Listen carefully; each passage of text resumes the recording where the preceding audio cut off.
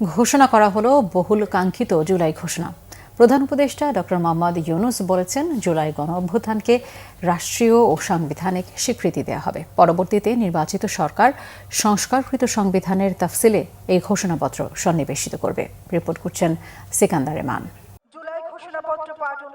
স্বৈরাচার শেখ হাসিনার পতন ও পালায়নের প্রথম বর্ষপূর্তির দিন জাতীয় সংসদ ভবনের দক্ষিণ প্লাজা ও মানিক মিয়া এভিনিউয়ে জুলাই ঘোষণাপত্র পাঠ উপলক্ষে বর্ণাঢ্য আয়োজন করা হয়।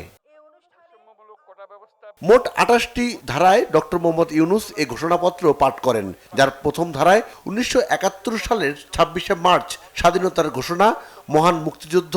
দ্বিতীয় ধারায় সাম্য, মানবিক মর্যাদা ও সামাজিক সুবিচারের ভিত্তিতে উদার গণতান্ত্রিক রাষ্ট্র বিনির্মাণের আকাঙ্ক্ষাকে বাস্তবায়নের জনগণের সর্বোচ্চ ত্যাগের কথা উল্লেখ করা হয়।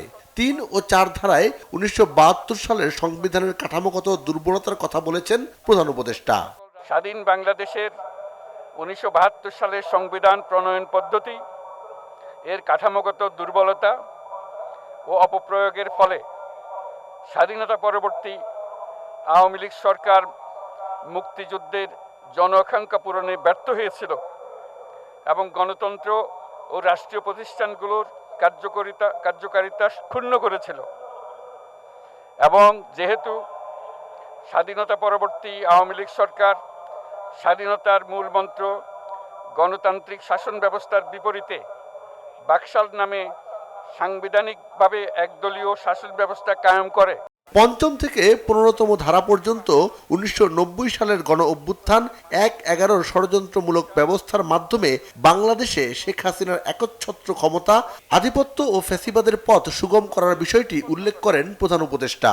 হাসিনা সরকারের আমলে তারই নেতৃত্বে একটি চরম গণবিরোধী, একতান্ত্রিক ও মানবাধিকার হরণকারী শক্তি বাংলাদেশকে একটি ফ্যাসিবাদী, মাফিয়া এবং ব্যর্থ রাষ্ট্রের রূপ দিয়ে আন্তর্জাতিকভাবে বাংলাদেশের ভাবমূর্তি ক্ষুণ্ণ করে।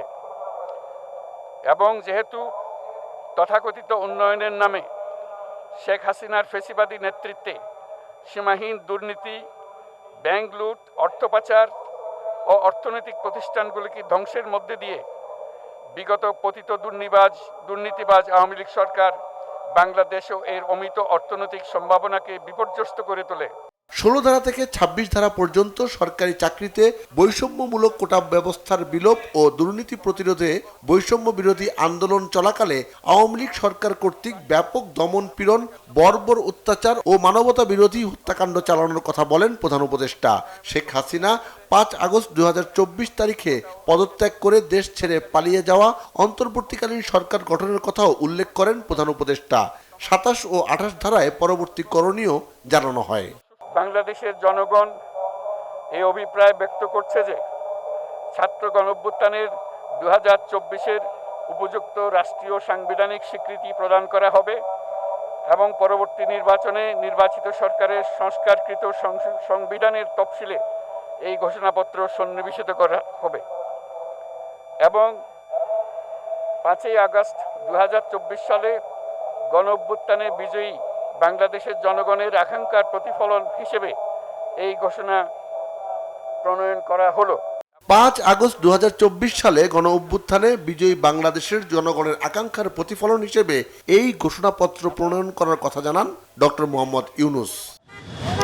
বৈষম্যের বিরুদ্ধে গত ১ বছর আগে যে আন্দোলনের সূচনা হয়েছিল, সেই আন্দোলনের ফলেই বিগত আওয়ামী লীগ সরকারের পতন হয়েছে এবং এই আওয়ামী লীগ সরকার পতনের পর প্রফেসর ডক্টর মোহাম্মদ ইউনূসের নেতৃত্বে অন্তর্বর্তীকালীন সরকার দায়িত্ব পালন করছে। গত ১ বছরে নানা ধরনের আলোচনা কিংবা সমালোচনা থাকলেও দেশের সাধারণ মানুষ কিন্তু মনে করে, যদি দেশবাসী সবাই ঐক্যবদ্ধ থাকে তবে পথ হারাবে না বাংলাদেশ। সিকান্দার রেমান, বাংলা ভিশন, মানিক মিয়া এভিনিউ, ঢাকা।